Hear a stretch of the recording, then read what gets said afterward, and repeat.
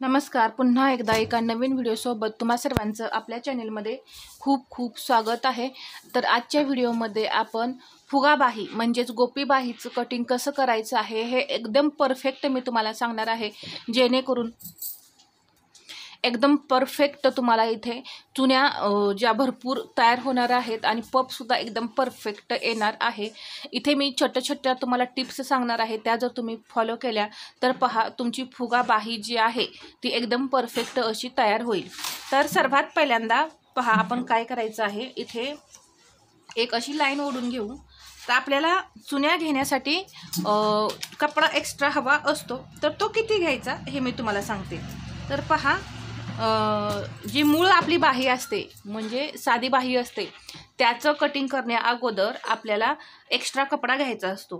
तर इकडे आपल्याला एक्स्ट्रा कपडा घ्यायचा आहे, तिकडे नाही. पुढे आपल्याला बंद बाजू जी असते तिकडे आपल्याला कपडा जो आहे तो एक्स्ट्रा घ्यायचा आहे. तर इथून मी पहा 4 इंच घेणार आहे एक्स्ट्रा.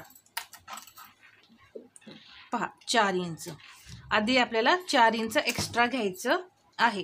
जर अजून तुम्हाला भरपूर चुन्या हव्या असतील तर 5 ते 6 इंचापर्यंत सुद्धा तुम्ही इथं हे जे आपण एक्स्ट्रा कापड घेतलेलं आहे ते तुम्ही घेऊ शकता. पहा इथं मी कापड म्हणून सांगते, कारण तुम्ही डायरेक्ट कपड्यावरती सुद्धा कटिंग करू शकता. तर इथं आपण हे एक्स्ट्रा घेतलं. आता याच्या पुढे आपण नॉर्मल बाहीचं कटिंग करायचं आहे. फुग्याची बाही मी बनवणार आहे 4 इंचाची. तर पहा इथे मी 1 इंच मिक्स केलं आणि 5 इंचावरती मार्किंग करून घेतलं. अजून एकदा मी असंच 5 इंचावरती मार्किंग करून घेते पहा, आणि इथून एक सरळ लाईन ओढून घेऊया. एकदम सोपी पद्धत आहे. हे सोडून आता याच्या पुढे आपण बाहीचं नॉर्मल कटिंग करू. आता याच्या पुढे पहा बाहीचं कटिंग होणार आहे. तर 4 इंचाची बाही आहे म्हणून इथं मी 3 इंचाची कॅफाईड घेणार आहे. किती घेतली मी? 3 इंच आणि एक सरळ लाईन अशी ओढली. ओढल्यानंतर इथं आपल्याला मुंडाघेर टाकायचा आहे. जो काही मुंडाघेर असेल तो टाका. इथे पहा माझं 7.5 इंच आहे, तर मी 7.5 इंच घेतलेलं आहे. एक तिरकी लाईन ओढून घेते. आता या लाईनचे आपण समसमान 4 भाग करायचे. पहा जर तुम्हाला असे जमत नसतील या पद्धतीनं तर तुम्ही टेपने सुद्धा समसमान 4 भाग करून घेऊ शकता. बाहीला आकार देण्यासाठी इथे घेतलेला आहे मी 1 इंच. आपली बाही कितीची आहे? 4. त्यामध्ये मी 1 इंच मिक्स करून 5 इंचावरती मार्किंग करून घेतले. जर तुम्हाला यापेक्षा मोठी बाही कटिंग करायची असेल तरी सुद्धा तुम्ही या पद्धतीने करू शकता. म्हणजे 6 इंच 5 इंच अशी सुद्धा तुम्ही बाही घेऊ शकता. आता बाहीला आकार देऊन घेऊ. इथे अर्धा इंच वरती जायचं. हा सुद्धा पॉईंट आपल्याला अर्धा इंच वरती जायचा आहे आणि हा पॉईंट इथे आपण पुढचा आकार देणार नाही. कधी देणार आहे? नंतर सगळी पूर्ण बाही जेव्हा आपली कटिंग होईल, जेव्हा पूर्ण ड्राफ्टिंग होईल त्यावेळेस मी तुम्हाला पुढचा आकार जो आहे तो कसा द्यायचा असतो हे समजावून सांगणार आहे. हा पहिला पॉईंट आहे. याच्यावरती मी परत पाव इंच घेतलं पहा, आणि या पद्धतीने असा आपण हा आकार जो आहे तो जोडायचा आहे. इथे आपण दंडघेर घेऊया 5.5 इंच. पहा 5.5 इंच आणि याच्या पुढे हे 1.5 इंच मार्जिन. इथं मी मार्जिन घेतलेलं नव्हतं, तर आता इथे हे मार्जिन घ्यायचं आहे.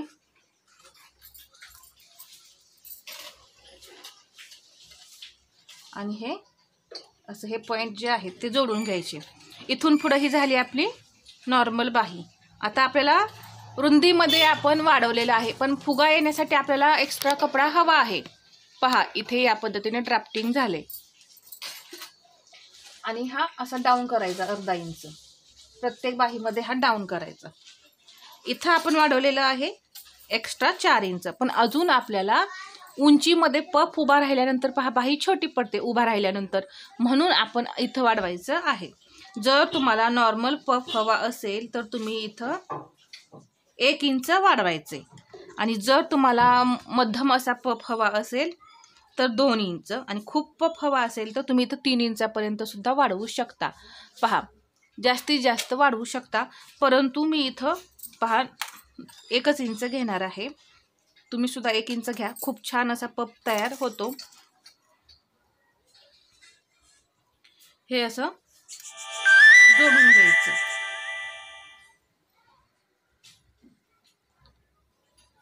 इथे आता आपल्याला आकार द्यायचे आहेत. तर हे जे आपण 1 इंच घेतलेलं आहे त्याचा सेंटर करायचा. म्हणजे किती होणार इथं? अर्धा इंच. परत इथं हे 1 इंच आहे. हे 4 इंच घेतलंय आपण. याचा सुद्धा आपल्याला सेंटर करायचा आहे. पहा, इथं मी असं सेंटर करून घेते या पद्धतीने. हे पॉइंट घेतल्यामुळे आकार जे आहेत ते एकदम छान असे येतात. आता आकार कसा द्यायचा? इथून ह्या अर्धा इंचाच्या पॉइंटवर म्हणजे सेंटर केला इथे आणून त्या 1 इंचावरती मिळवायचं. पहा, बाहीचा आकार जो आहे तो एकदम परफेक्ट असा तयार होतो. आता आपण बाहीला पुढचा आकार द्यायला शिकूया. तर इथून नाही द्यायचा. जशी आपण नॉर्मल बाही कटिंग केली पहा, तिथं आपण इथूनच आकार देतो. तर तसं नाही करायचं. इथं आकार देताना कसं करायचं आहे? इथून 1 इंच घ्यायचं. आता हे वाढवलेला भाग आहे, इथून हे 1 इंच घ्यायचं. हा 1 इंच आणि हा फिटिंग. पहा, हा फिटिंगचा जो पॉइंट आहे आणि हा इथं आपण 1 इंचाचा पॉइंट घेतला, तो किती आहे हे पाहायचं. 11 इंच आहे. तर त्याचा मध्य किती होतो? 5.5 इंच. तर इथं मध्य आला पहा. तर इथे हा जो आकार आहे, इथे या आकारापासून आपण 1/2 इंच घ्यायचं आहे. इथे आलं 1/2 इंच. आकार देताना हा 1 इंचाचा पॉइंट असा पहा पानाचा आकार देत यायचं आहे.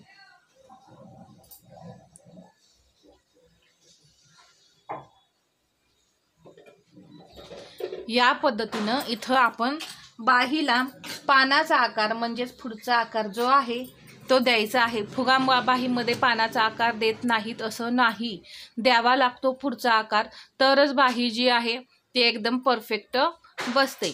तर इथे मी तुम्हाला ज्या छोट्या छोट्या टिप्स सांगितल्या, छोटे छोटे पॉईंट सांगितले, त्या पद्धतीने तुम्ही एकदा ही बाही जी आहे ती कटिंग करून पहा.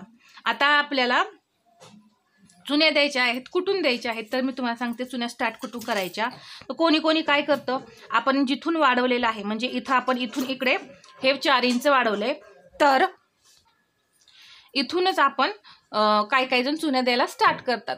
तर तसं न करता पहा, इथून हे जे वाढवलेलं आहे याच्या पुढे 1 ते 1.25 इंच,